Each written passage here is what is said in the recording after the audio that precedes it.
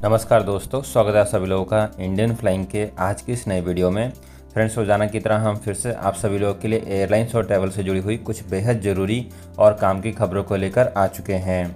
तो बिना किसी देरी के शुरू करते हैं आज की इन बड़ी खबरों को और पहली बड़ी अपडेट ले लेते हैं जो कि आ रही है चाइना से। जी हाँ दोस्तों, यहाँ पर भारत और चाइना के बीच में अंतर्राष्ट्रीय उड़ानें काफ़ी लंबे समय से बंद है, जिसको लेकर यहाँ पर भारत सरकार ने चाइना की गवर्नमेंट से रिक्वेस्ट किया था कि वो अपने यहाँ पर फ्लाइटों को फिर दोबारा से खोल दे, जिससे कि जो भी भारतीय इस समय चाइना में ट्रैवल करके जाना चाहते हैं वो सभी लोग आसानी से ट्रैवल करके जा सकें। इसके जवाब में यहाँ पर चाइना की तरफ से जानकारी शेयर की गई है कि चाइना यहाँ पर अपनी फ़्लाइटों को खोलना चाहता है, लेकिन इस समय जिस तरीके के माहौल हैं, जिस तरीके के कोरोना वायरस के हालात हैं, उसको देखते हुए चाइना यहाँ पर चाह कर भी अपनी अंतर्राष्ट्रीय उड़ानों को नहीं खोल पा रहा है। यहाँ पर जो मीडिया सूत्रों से जो जानकारी मिल पा रही है उसके अनुसार चाइना यहाँ पर कोरोना वायरस को रोकने के लिए अभी भी अपनी अंतर्राष्ट्रीय उड़ानों को बंद करके बैठा हुआ है और आगे भी वो इसी तरीके के नियम को लागू करके रखने वाला है। फ्रेंड्स, अगली अपडेट यहाँ पर अफगानिस्तान से आ रही है। जी हाँ दोस्तों, अफगानिस्तान में नई सरकार आने के बाद जो कि खुद तालिबान की सरकार है, अब उन्होंने भारत सरकार से रिक्वेस्ट किया है कि काबुल एयरपोर्ट को फिर दोबारा से चालू कर दिया गया है और अब DGCA यहाँ पर फिर दोबारा से अपनी अंतर्राष्ट्रीय उड़ानों को ऑपरेट करना शुरू कर सकती है।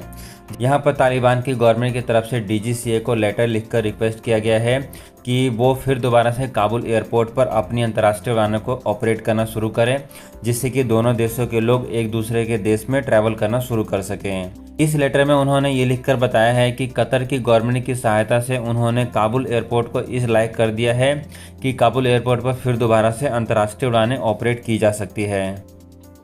फ्रेंड्स, अगली अपडेट यहाँ पर भारत में कोरोना वायरस केसेस को लेकर जान लेते हैं। तो फ्रेंड्स, भारत में पिछले 24 घंटे में केवल 18,870 ही नए कोरोना वायरस के मामले सामने आए हैं। इस समय भारत में लगातार कोरोना वायरस के एक्टिव केसेस की संख्या भी कम होती जा रही है। यहाँ पर जो सबसे बड़ा कारण है कोरोना वायरस के केसेस कम होने के पीछे, वो वैक्सीनेशन बताया जा रहा है। इसके साथ साथ भारत सरकार और राज्य सरकारों ने कई बड़े लेवल पर लोगों को मास्क और भी दूसरी चीज़ों को लेकर जागरूक किया है। आपको बता दें कि यहाँ पर मुंबई में अकेले 70 करोड़ रुपए कलेक्ट किए गए हैं उन सभी लोगों से जिन लोगों ने मास्क नहीं लगाया है। फ्रेंड्स, अगली अपडेट यहाँ पर भारत और कनाडा के बीच में उड़ानों को लेकर जान लेते हैं। आपको बता दें कि जो लोग इस समय भारत से कनाडा सीधी उड़ानों के माध्यम से ट्रैवल करके जाना चाहते हैं, उनके लिए एयर कनाडा के साथ साथ एयर इंडिया ने भी अपनी अंतर्राष्ट्रीय उड़ानों को ऑपरेट करना शुरू कर दिया है। यहाँ पर एयर इंडिया जो है दिल्ली से टोरंटो और दिल्ली से वैंकूवर के लिए अपनी अंतर्राष्ट्रीय उड़ानों को ऑपरेट कर रही है।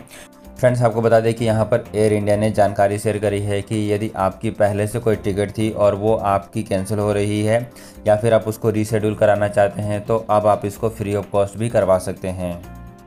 फ्रेंड्स, आगे बढ़ते हैं और अगली अपडेट यहाँ पर कानपुर एयरपोर्ट से आ रही है। आपको बता दें कि कानपुर एयरपोर्ट से अब भारत के कई सारे शहरों के लिए इंडिगो एयरलाइंस अपनी अंतर्राष्ट्रीय उड़ानों को ऑपरेट करना शुरू कर रही है।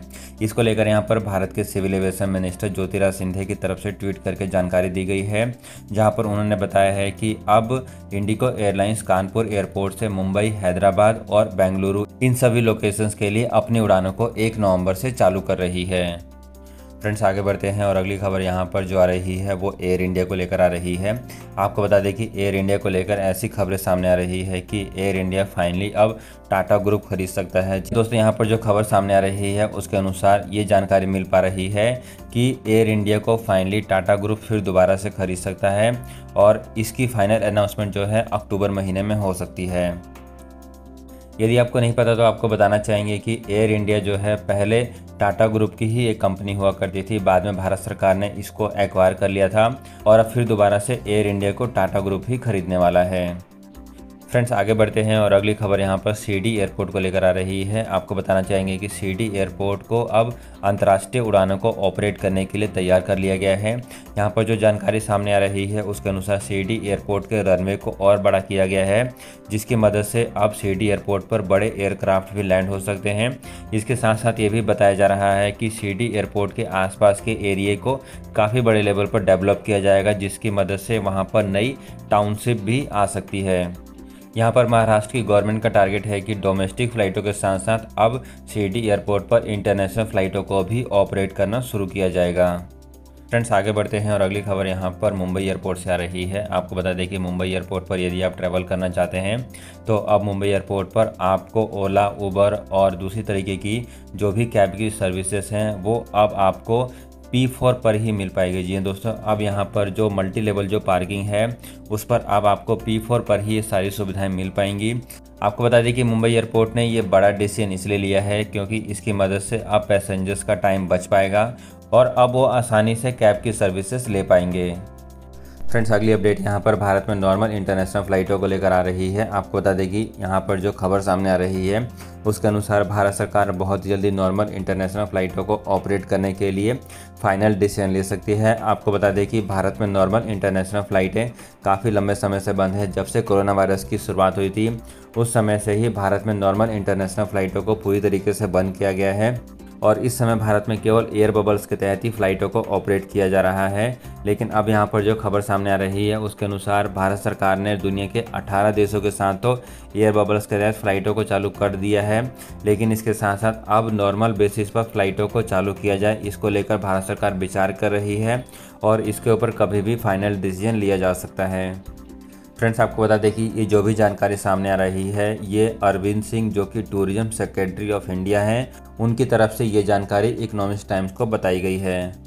इन सब के अलावा कई सारे लोगों के ये भी सवाल आ रहे थे कि यदि हम इंटरनेशनल फ़्लाइटों से इस समय भारत में ट्रैवल करके आते हैं तो हमारे लिए कौन कौन से नियम एप्लीकेबल होते हैं। तो फ्रेंड्स आपको बता दें कि यदि आप इस समय दुनिया के दूसरे देशों से भारत में ट्रैवल करके आ रहे हैं तो आपको सबसे पहले एयर सुविधा पोर्टल पर खुद को रजिस्टर करना पड़ेगा। यदि आप ये रजिस्ट्रेशन नहीं करते हैं तो आपको एयरपोर्ट पर आने के बाद एक सेल्फ डिक्लेरेशन फॉर्म भरना पड़ता है, तो आप ये एयर सुविधा पोर्टल पर खुद को रजिस्टर कर सकते हैं। इसके साथ साथ आपके लिए ये भी कंपलसरी है कि आपके पास कोरोना वायरस का नेगेटिव रिपोर्ट होना चाहिए और भारत में आने के बाद आपको एक बार फिर दोबारा से कोरोना वायरस का टेस्ट कराना पड़ेगा। आपको बता दें कि इस समय भारत सरकार ने कंपलसरी इंस्टीट्यूशनल क्वारंटीन सभी लोगों का बंद कर दिया है। यदि आप इस समय भारत के किसी भी एयरपोर्ट पर आते हैं तो आपका कोई भी क्वारंटीन नहीं होगा, आपको केवल अपने साथ कोरोना वायरस का नेगेटिव रिपोर्ट लेकर आना है और भारत में आने के बाद फिर दोबारा से आपका एक बार फिर से टेस्ट किया जाएगा। तो फ्रेंड्स ये थी आज की इंटरनेशनल फ़्लाइटों से जुड़ी हुई कुछ बेहद ज़रूरी और काम की अपडेट। यदि आपको वीडियो अच्छी लगे तो इसको लाइक कर सकते हैं, चैनल को सब्सक्राइब करके रखें ताकि आपको ऐसी लेटेस्ट अपडेट समय पर मिलती रहे।